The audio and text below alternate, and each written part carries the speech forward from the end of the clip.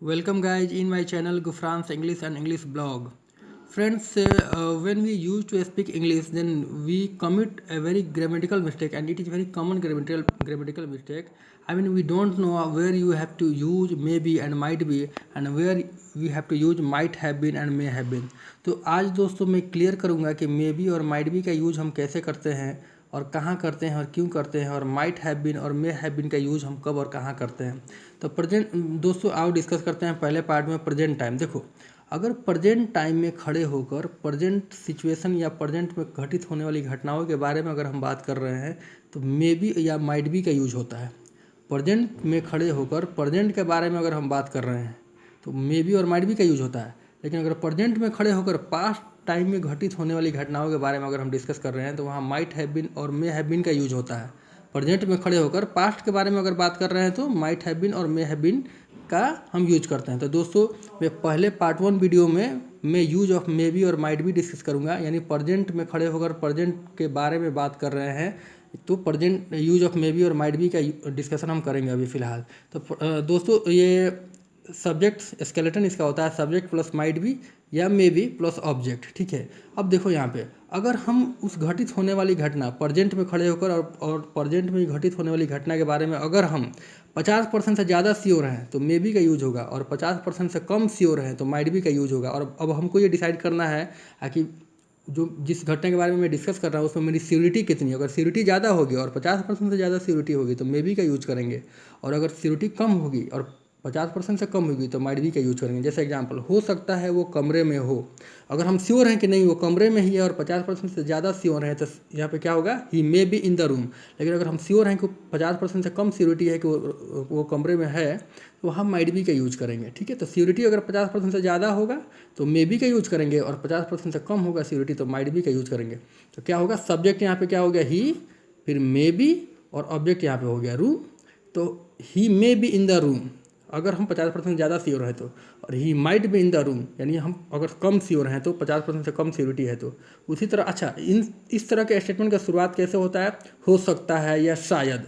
इस तरह के स्टेटमेंट की शुरुआत ऐसा ही होता है, हो सकता है वो कमरे में हो, प्रोबेबिलिटी है शायद। तो इस तरह के स्टेटमेंट से हमको पहचान लेना है कि प्रेजेंट टाइम में खड़े होकर प्रेजेंट में घटित होने वाली बातों के बारे में ही डिस्कस हो रहा है। मतलब वो कमरे में हो, यानी प्रेजेंट में वो कमरे में प्रेजेंट है कि नहीं है इसके बारे में हम डिस्कस कर रहे हैं तो वहाँ मे बी और माइट बी का यूज हम करते हैं, ठीक है।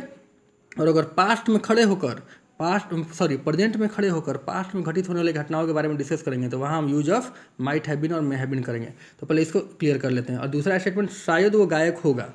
तो शायद वो गायक होगा, ही मे बी सिंगर अगर 50% ज़्यादा श्योर है तो, और ही माइट बी सिंगर अगर 50% से कम श्योर है तो। तीसरा एग्जाम्पल, शायद इस वक्त वो घर पे होगा।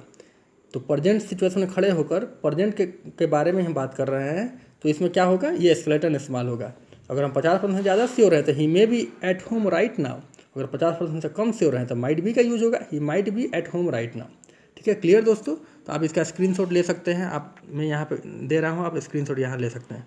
अच्छा दोस्तों, प्रेजेंट टाइम में मे बी और माइट बी का यूज इस तरह भी होता है। अगर किसी स्टेटमेंट का अंत में सफिक्स में रहा होगा या रही होगी इस्तेमाल हो रहा है ना, तो उसमें क्या करते हैं हम, जैसे शायद वो खेल रहा होगा, अगर इस तरह का कोई स्टेटमेंट होता है तो उसमें कुछ नहीं करते हैं, बस जो हम V1 हम इस्तेमाल कर रहे थे उसके साथ ING जोड़ देते हैं। सारा स्केलेटन सेम, सिर्फ V1 के साथ ING जोड़ देते हैं हम। तो क्या हो जाएगा, जैसे स्टेटमेंट देखते हैं कि शायद वो खेल रहा होगा आ गया आपको, और प्रेजेंट में खड़े होकर प्रेजेंट के बारे में ही हम बात कर रहे हैं तो वहाँ मे बी और माइट बी का यूज़ होगा, इससे डिसाइड हो गया। और रहा होगा रही होगी सफिक्स हम देख लिए, यानी स्टेटमेंट के अंत में रहा होगा और रही होगी लग रहा है तो वहाँ ING बस जोड़ देना है अपने V1 के साथ। तो शायद वो खेल रहा होगा, he may be playing. May be कैसे, अगर हम 50% से ज़्यादा श्योर है तो may be, he may be playing, और 50% से कम श्योर है तो might be, he might be playing.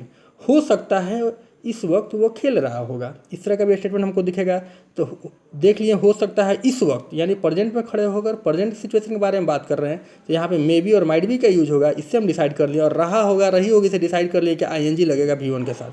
तो he may be playing right now, यानी हम अगर श्योर हैं 50% से ज़्यादा तो he may be playing in the right now, may be लगेगा, और 50% से कम सियोरिटी है तो he might be playing right now, ठीक है ना, might be playing right now अगर 50% से कम श्योर हो। Hope guys you like this video, and if you like this video then please share, like, comment and subscribe my channel and leave your valuable comment. Friends, you can take the screenshot here. Right now I am just mapping it. You can take the screenshot of this particular video, and I will discuss in next video. This is part 1 video, and in part 2 video I will discuss about the past time may have been and might have been. Okay, hope guys you like this video. If you like this video, then please like, share and comment. This is Gufran signing off. Thank you. Thanks a lot for watching.